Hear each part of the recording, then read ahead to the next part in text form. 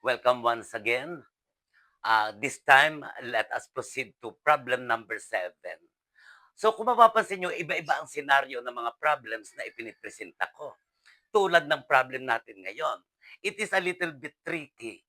Okay, you will be challenged on how to translate the English sentence into its exact mathematical sentence. At saka yung gagamitin yung mathematical sentence will make the operation easier. May trick yun. Halimbawa, katulad nito, sinasabi dyan. Okay, Alden is one-fourth as old as his father. Okay. Ah, yung edad ng father, ah, ay one-fourth ng age nung son, nitong si Alden. Ibig sabihin, kung ang age ni Alden ay 5, ang age ng kanyang father ay 20. Kaya kung ang age ng father niya ay 20, ang one-fourth noon ay age ni Alden. Ayun ang katulad noon. And 5 years younger than his sister. Oh, si Alden daw ay mas mabata ng 5 taon sa kanyang sister. Okay, if we will be going to translate this into a mathematical sentence, ah gagamitan natin siya ng mas madaling mathematical expression. Ganito ang pag-iisip natin. Okay, gagamitin ba natin yung one-fourth? Okay. Gagamitin ba natin yung 5 years younger? Okay. Papaano natin ilalagay yon? Ganito muna. As I have said earlier during my first video involving age problem, ang sabi ko sa inyo is to identify first which is the younger or the youngest. Ngayon, may tatlo tayo na mga tao. Okay. Ang sabi ko sa inyo dati, identify the youngest. At kung mapapansin nyo dito, ang youngest dito ay si Alden.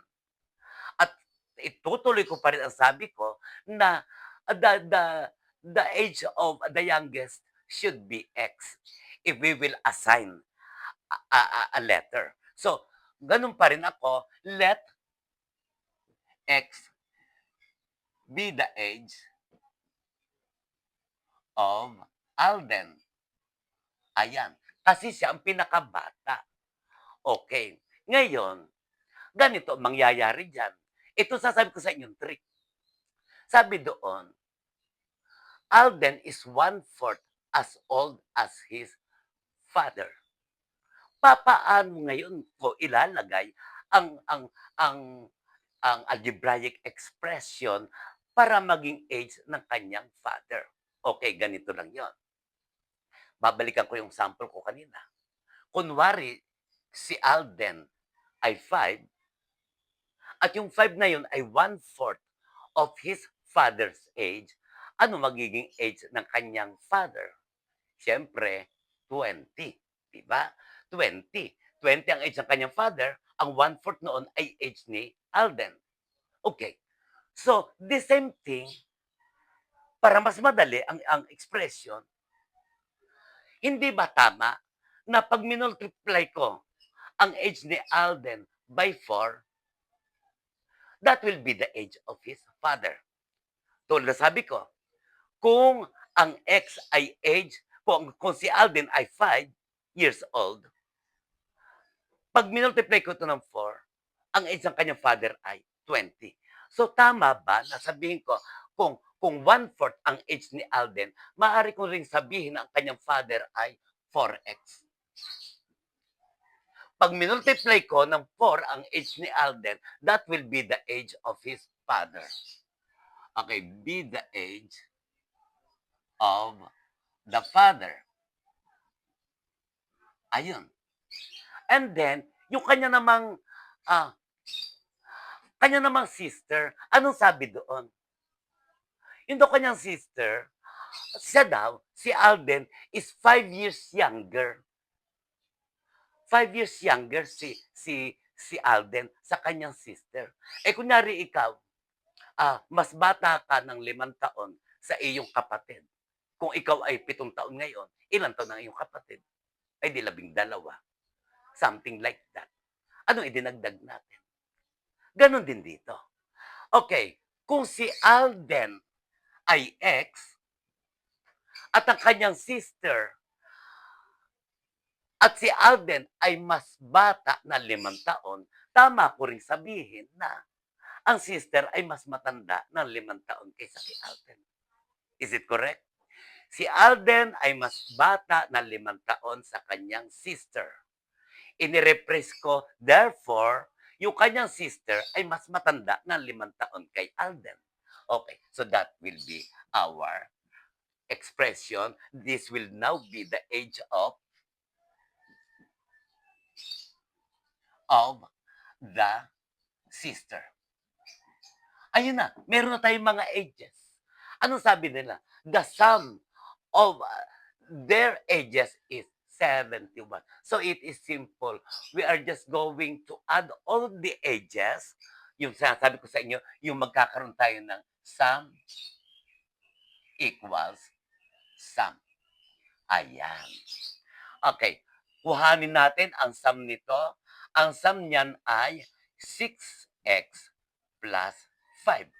Ang sum ng kanilang ages ay 6x plus 5. Ilalagay natin yan dito. 6x plus 5. And then, given naman yung sum nila. Ang sum nila ay 71. So, this is true. Kasi, given na ang kanilang sum ay 71. Ngayon, para makuha natin ang sum nito, pinag-add natin ang kanilang tatlong ages. So that's it. This is now our equation. We can now find the value of x. Okay, ganun ulit. Tanggalin natin ang constant sa left side, dalhin sa kanan by applying addition property of equality. Let us add its inverse. That is negative 5, negative 5. So that will be 6x eliminated equals 66. Okay? And then, let us multiply, apply multiplication property of equality. I-multiply natin ng 1/6. Or di kaya, kung whatever be the denominator of x, yun ang gawin natin. Whatever be the coefficient of x, gawin natin yung divisor to cancel the coefficient. So, negative 6, negative 6. Okay. So, therefore, that is x.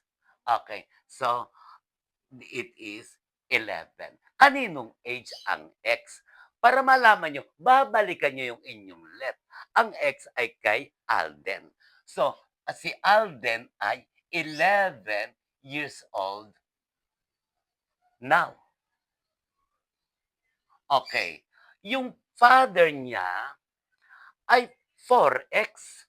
Ito kay Alden. Okay, kay Alden yan. Yung 4x is equal to 4 times 11 equals 44. Ito yung age of the father. Okay. And then, ang age ng sister ay x plus 5. So that is 11 plus 5 equals 16. Okay, 16. Itong 16, age of sister. Ayan ang ating mga ages. Let us check kung ang total ba niya ay 71. Okay, pagsama-samahin natin. So, ito ay 44. Ito ay 16. Okay, years old. Okay. Okay. So, si Alden ay 11, ang father ay 44, ang sister ay 16. Pagsama-samahin natin kung ang sum niya ay 71, 11 plus 44 plus 16, 1, 1, 2, 6, 71. That's it. So, ganun lang kadali how to deal with age problem. Sana tingnan nyo yung iba na inilagay ko sa playlist. Ang ating title ay Word Problem Involving Ages para makita nyo yung iba't ibang senaryo o iba't ibang uri ng problem about ages. so that you will be guided on what to do when you encounter problem like this. So thank you once again. Meron pa tayong ilalabas and watch for it. Thank you very much.